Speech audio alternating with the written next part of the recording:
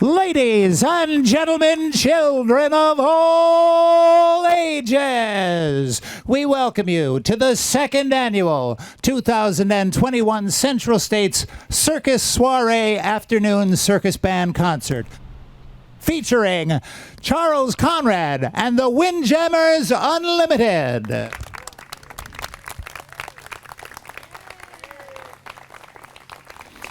Before we go any further into this afternoon's festivities, I want to take a very special second to extend a great thanks to these fine men, women, the musicians, the members of the Windjammers Unlimited for being with us today. They volunteered to be here. This is part of their 50th anniversary celebration. We are delighted to have them, and I know you're going to enjoy their show today. Charlie, I'm going to turn the mic over to you. We are recording this show. It will be posted on the Windjammers site, and it will also be preserved on compact disc a little later on, so we'll be sharing the mic. Tell these folks what you're going to do, and we'll take it from there. Absolutely. Thank you, Tim. What you heard for the overture was the Ringling Brothers Grand Entry, and that was written by Al Sweet, who was a great cornetist and conductor. He was the bandmaster for Ringling from 1906 to 1911. And we are now going to do a really early piece of circus music. Circus bands existed all the way literally from the beginning in 1794, but the band that you see in front of you really came about in the very late 1800s. One of the groups that produced these large ensembles was the Barnum Circus. And this is now one called the Barnum Circus Gallop, and it was written in 1886 by Fred Binns.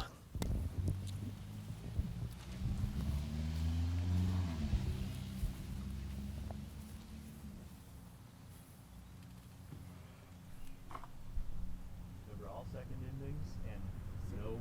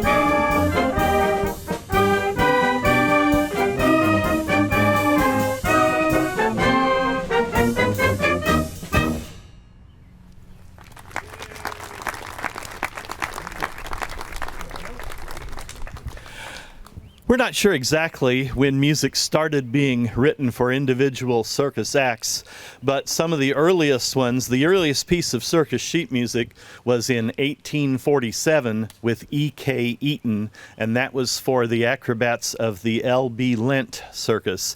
Now, since it came out in sheet music, we don't know if the circus band ever played it. One that we do know got played, here it is from 1887. This is Robert Stickney's Six-Horse Gallop by George Southwell.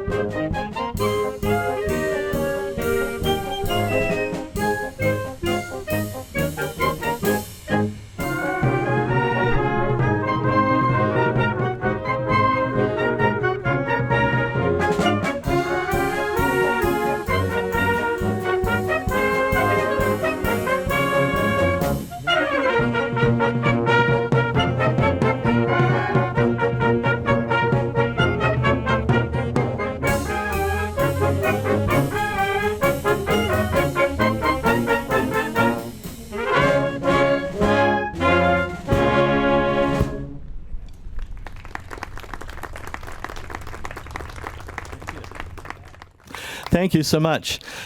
One of the really important developments for the music of the circus and for the concert band in general as an artistic presence was the center ring concert.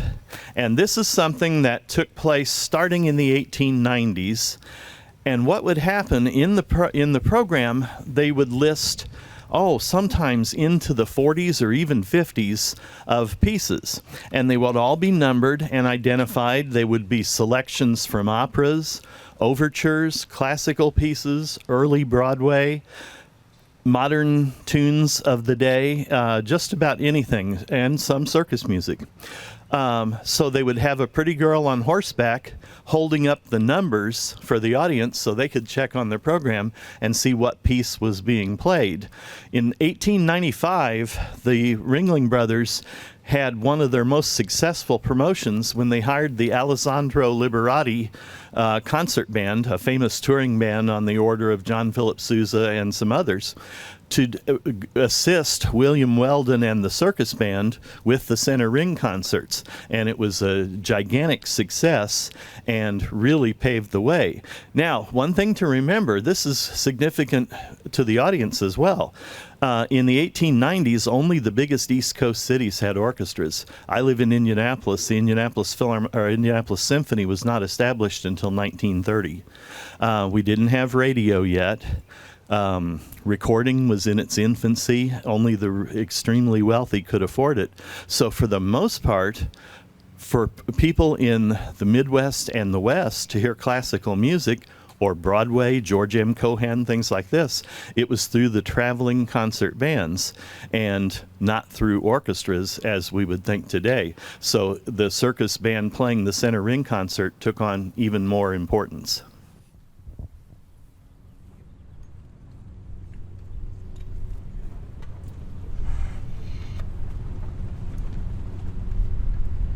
And I guess I should hold up the sign. This is the Light Cavalry Overture by Franz von Suppé, and you'll remember it from Bugs Bunny cartoons.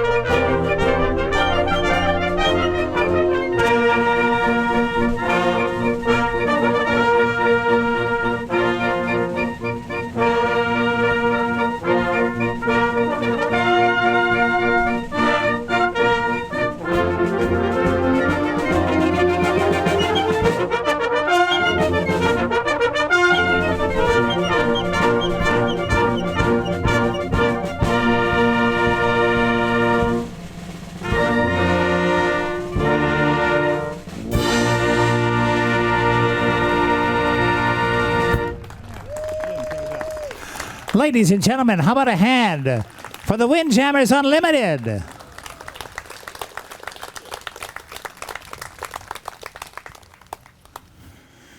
We have kind of a greatest hits package here today. You're going to hear some very familiar tunes coming up in just a couple of minutes. And here's one. Charlie, I'll let you tell these folks what they're going to hear.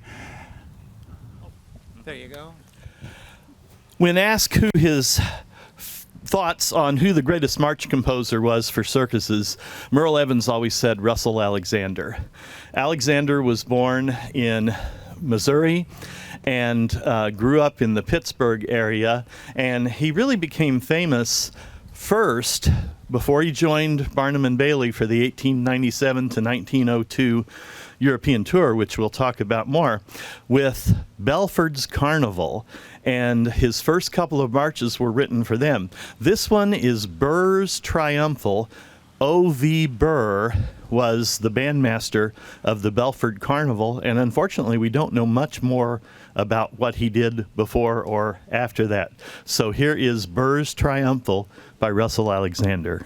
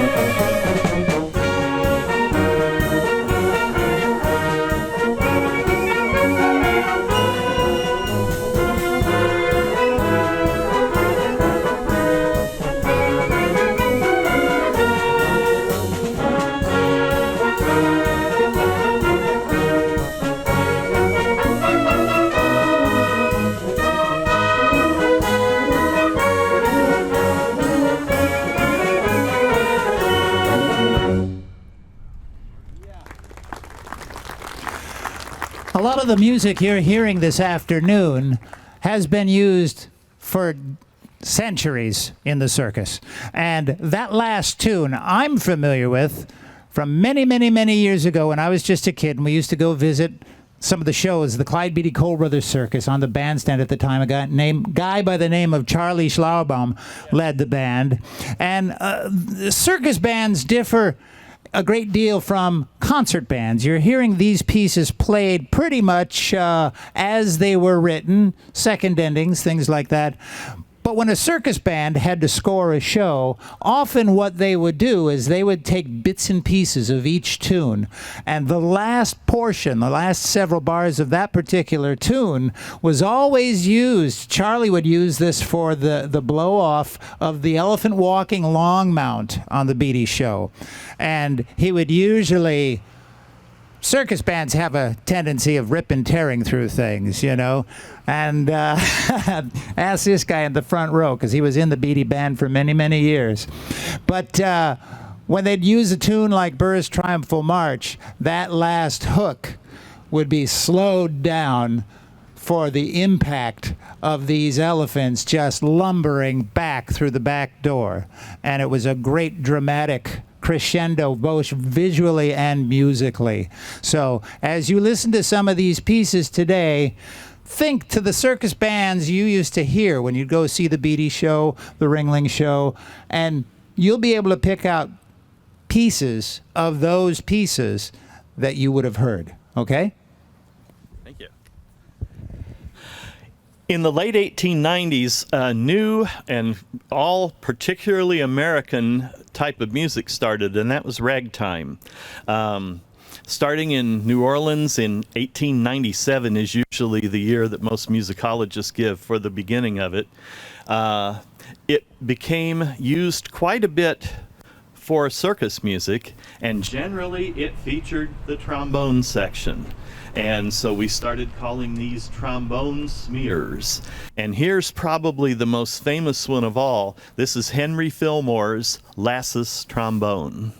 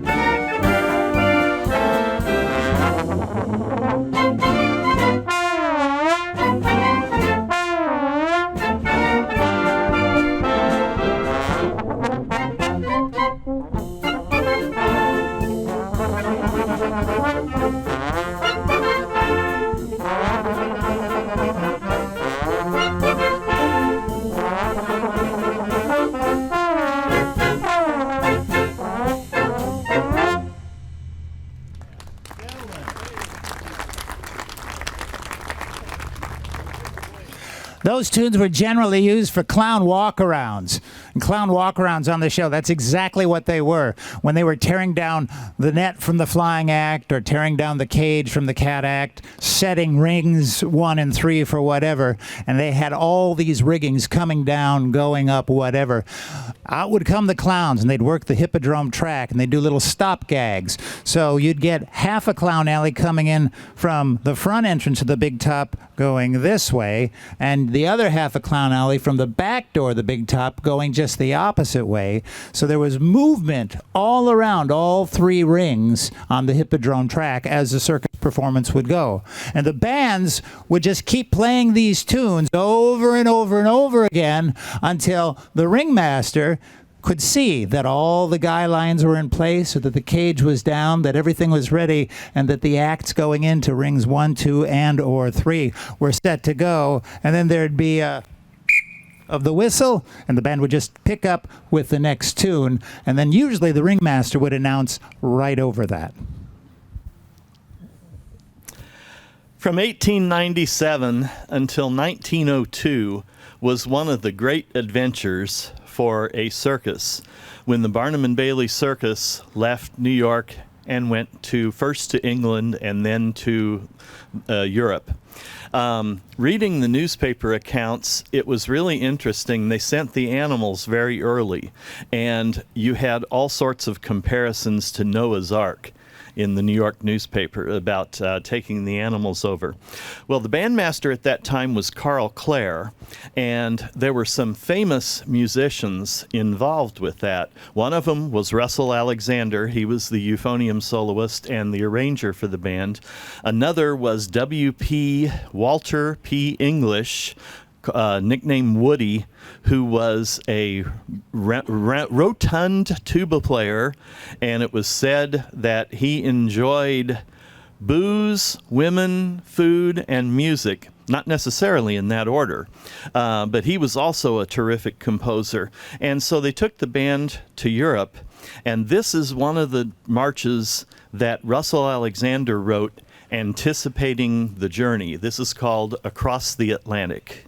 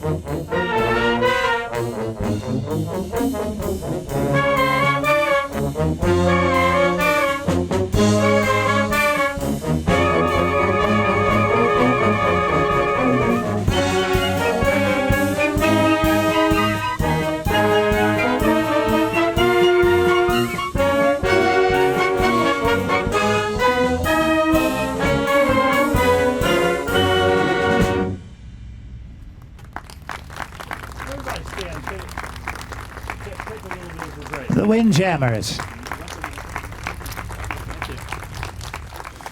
You know, Charlie, you were talking about the gentleman that loved booze, women, food, and music. That pretty much describes Chuck Schlarbaum in a mouthful. And a few other band leaders that I worked for. One that comes to mind is a guy by the name of Larry Rothbard, who worked a lot of Shrine Circus dates that I played. Yeah, I never played with him, so. Well, Larry, when I was on the Hammond Morton Circus, and I was over there as ringmaster performance director for probably about 6-7 years, and Larry was the bandmaster over there. We were still playing big shrine dates where in major cities we had a union rule where you had to have X amount of pieces on the bandstand. Other places it was usually just maybe an organ and drums or an organ, trumpet, and drums. But when we would get those in the modern circus indoor business, we would refer to them as 6-packs or 9-packs. And what that was 3 shows a day on Friday, 3 shows on Saturday, 3 shows on Sunday.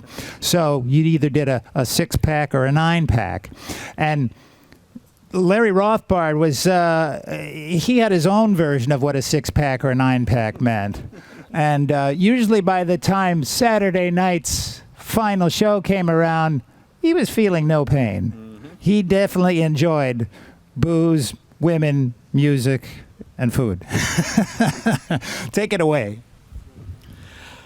Okay, I can't prove this, but it just seems so logical that it had to happen this way. I'm going to assume it did. Probably the one tune most often associated with the circus, and especially Barnum and Bailey, was Thunder and Blazes. However, that's not the full story.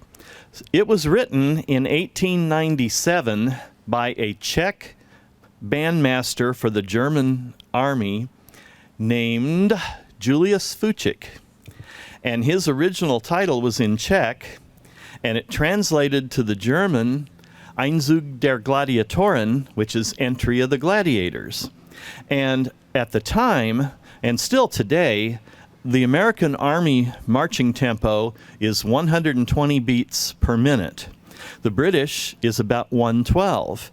At that time, the Germans used the really big fancy high step, and a German march would have been somewhere between 88 and 92 beats per minute, so considerably slower. Now, this march was originally titled in French Morceau chromatique, and a chromatic scale is one that uses all the half steps. So the beginning of this was where he got that title from, and then changed his mind and went with Entry of the Gladiators. So we'll play it as, I have to assume, the Barnum and Bailey band and Carl Clare heard it when they got to Germany. This will just take a couple seconds. Okay. Still cut. 1, 2.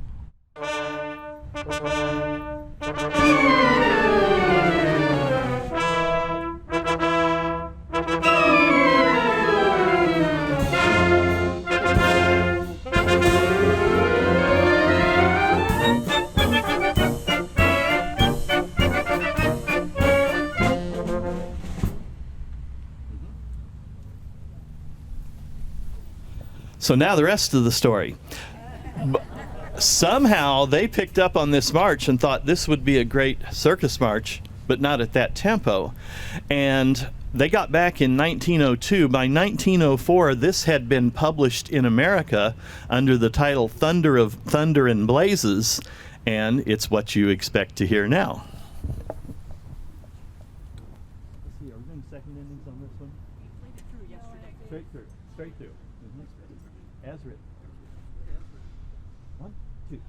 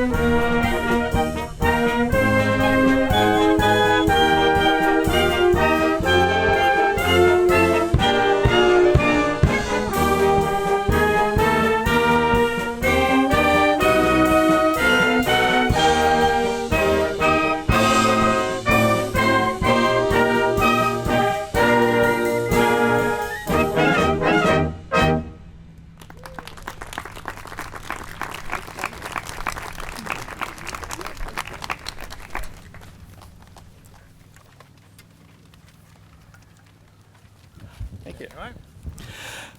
Along with the traditional circuses, we had the Wild West shows. And the most famous one was Buffalo Bill, of course. He had a bandmaster from 1883 when he formed the group until shortly before he died in 1916, and that was William Sweeney. This is Sweeney's Cavalcade March, written by W. Paris Chambers. One more thing about Sweeney, he gets a lot of the credit for the Star Spangled Banner becoming popular because he used it for the first tune in the overture whenever they did a concert before the show began.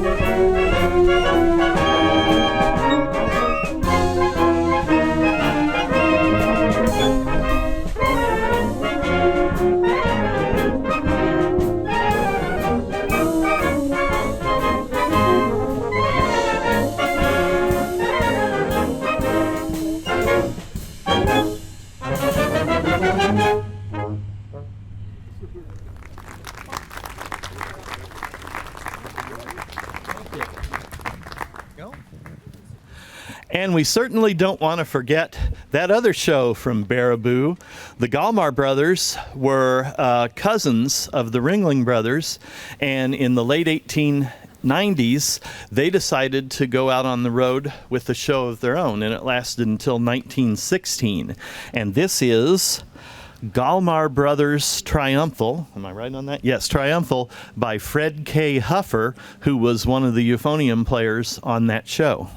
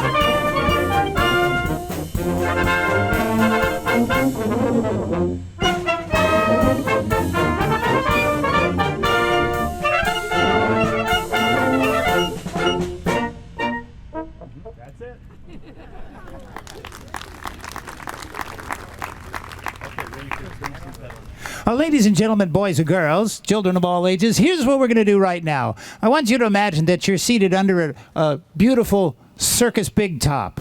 Take yourself back 10 years, 25 years, 35 years. The next couple of tunes you're going to hear, we're going to try and recreate a little bit of something the way you would hear them under the big top.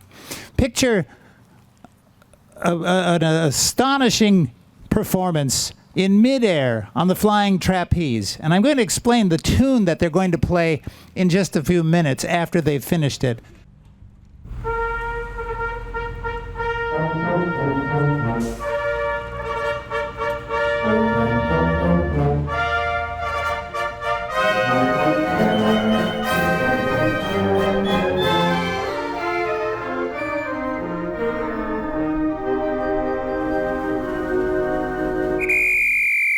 Directing your undivided attention to the very upper reaches of our canvas coliseum as we proudly present those wizards of the air. High above those daring young men and women on the flying trapeze, ladies and gentlemen, the fabulous Flying Poemas!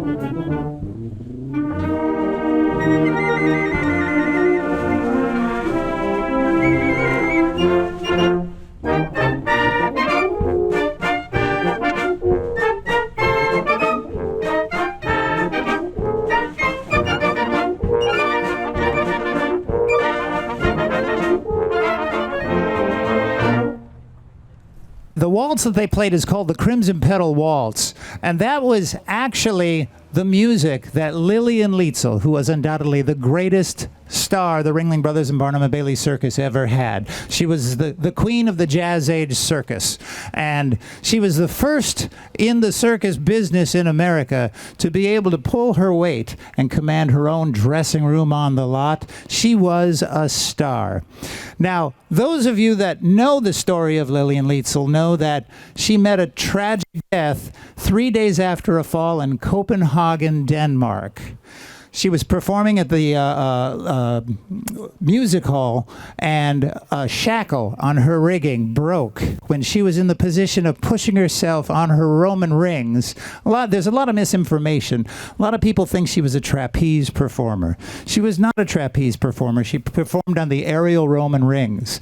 And one of her tricks was that she would push herself into a handstand with her hands open on the rings, supporting herself perpendicular by her hands alone in this position.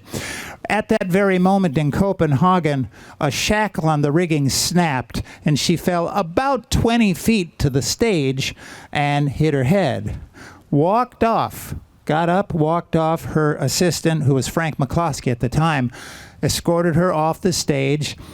She insisted she was fine, but they told her she had to go to the hospital, which she did. She was in the hospital. While she was performing there, her husband, Alfredo Cadona, and his flying troupe, the Flying Cadonas, were performing at Winter Garden in Berlin. When they heard the news that she had fallen, Alfredo hopped on the next train, went to Copenhagen to see her immediately. She was in the hospital. She said, "I assure you I'm going to be fine." He asked her when he first saw her, "Do you recognize me? Do you know who I am?" She said, "Yes, you're my fathead husband." She said, "I'm going to be fine. I'll be back up in the air in no time. Go back to Winter Garden, do your show tomorrow." Alfredo Cadona got on the next train, went back to Berlin to perform the next day. By the time he arrived in Berlin at the train station, someone met him with the sad news that Lillian Lietzel, his bride, had passed away. Alfredo Cadona never got over it. He did remarry a few years later, a young lady that, by the name of Vera Bruce, whom Lietzel had worked with as one of the showgirls in Ziegfeld's Midnight Frolic back in the early 1900s. Well, late 1800s, actually. Late 1900s, about 1917, 18. Vera Bruce became the next Mrs. Alfredo Cadona. But that ended in tragedy, too. Alfredo, not long after they were married, fell out of a trick, kind of ruined his shoulder forever, and was unable to really perform much after that. And when that happened, Vera Bruce, the next Alfredo Cadona bride, lost interest in him completely. His personal life spiraled downhill from that time, and it all ended in 1937 in a lawyer's office in Long Beach, California, after Vera had filed divorce on Alfredo Cadona. And he met her in the lawyer's office. She asked him to light his cigarette. And he said, "This is the last thing I'll ever be able to do for you." And he pulled out a gun and shot her and then killed himself. And now after that happy story. But that piece, the Crimson Petal Waltz, was Lietzel's music. And Merle Evans, the bandmaster on the Ringling Brothers and Barnum and Bailey Circus, would always say that That was the music he played for the greatest aerialist of all times, and after Lietzel fell to her death, he would never again play it in the show. He only recorded it once or twice thereafter so that the tune could be properly recorded. And I'll turn it back to Charlie. Repeats in the trio. There you go. Thank you. One of the other great circus writers was Fred Jewell from Worthington, Indiana, and he started his career as a euphoniumist with the Gentry Brothers Canine and Equine Paradox was what it was first called. Then it became the Gentry Brothers Circuses. This is one that Jewell wrote in 1902 called Carnival Queen.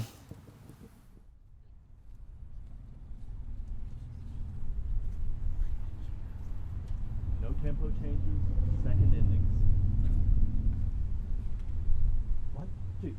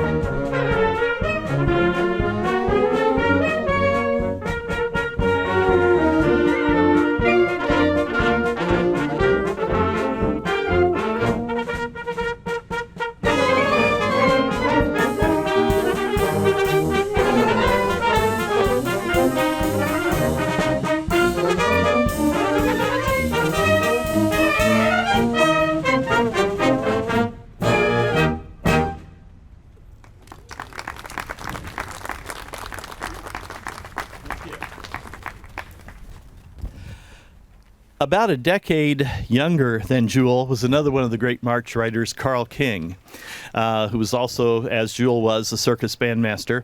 And this was his first big show, was the John Robinson show in 1911, and Woody Van, Apollo Woodring Van Atta was his full name, and sadly he was killed a few years later following a bandwagon crash, about 1917 or so. But this is just one of the great circus marches, and it is called Robinson's Grand Entree. Had to remember, was it entry or entree? By Carl L. King, written in 1911.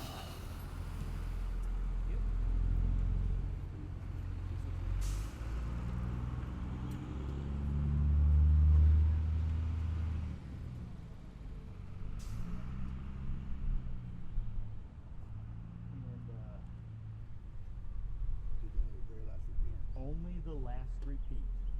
Only the last repeat.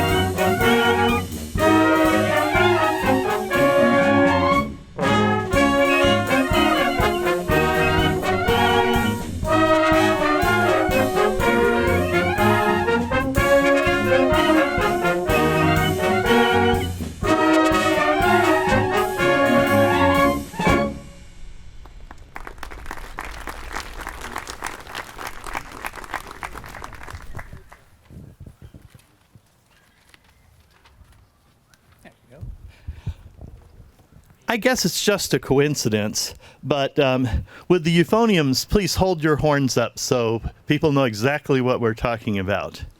Okay, those are the euphoniums. It seems like an inordinate number of the great circus and, in the military also. March riders played the euphonium. Fred Jewell, Carl King, Russell Alexander, and, the list goes on and on. Well, there is one great circus composer who played the trombone. Trombones, hold them up. And this was C.E. Double from Jeffersonville, Indiana. Now, Charlie Double had probably a unique circus career in that he's one of the very few great circus writers of music who never had any interest at all in conducting the band. He played back in the trombone section his whole career. And Ed Ballinger documented his life to a great deal. He spent his whole life studying Charlie Double.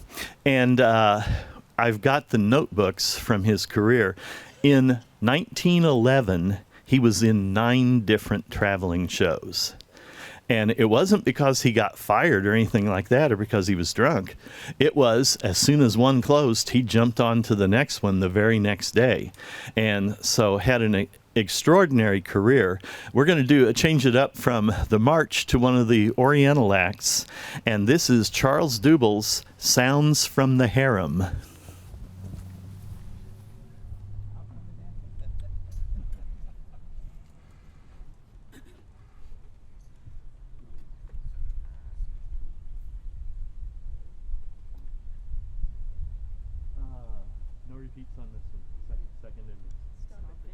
Oh, that's right. That's true. Stop at the P net. And dictate those last chords. I will dictate the last chords,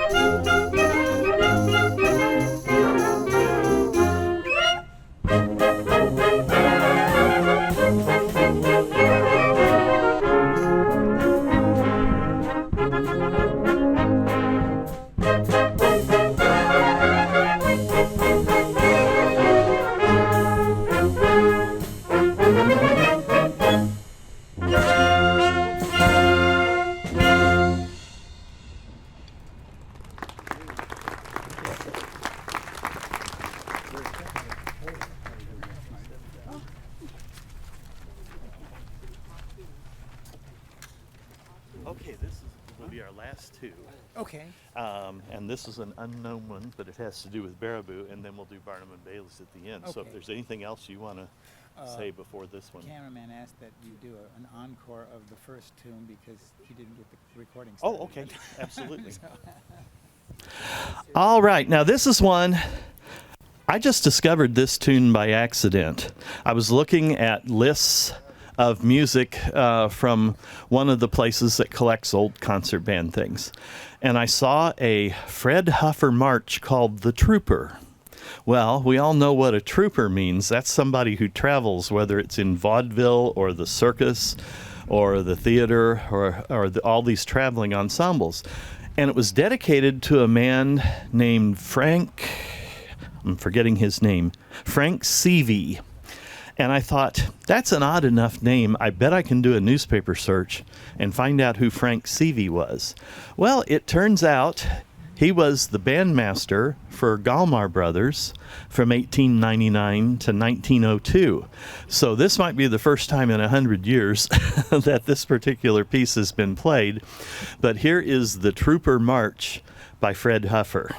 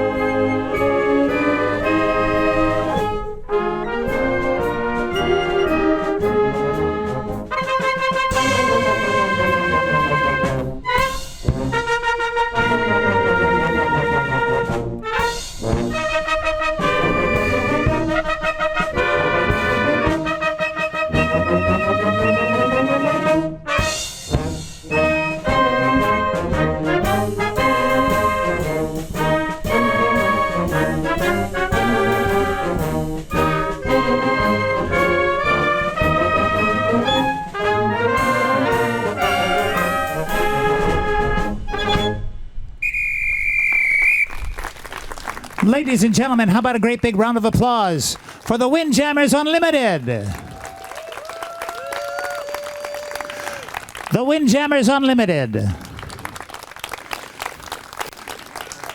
Now, they're not finished yet. They're going to do what is probably the second greatest known circus march of all times.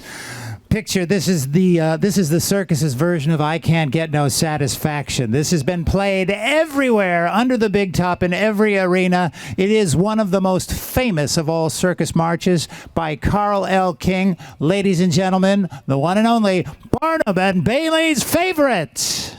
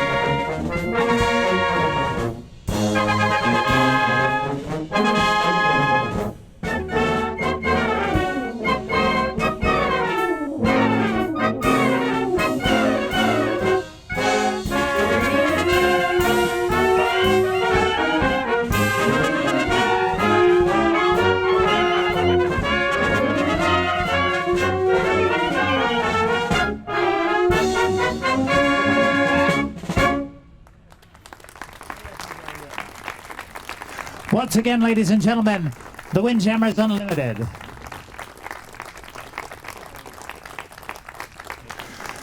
Stand up, ladies and gentlemen, please. Come on, give them a big round of applause.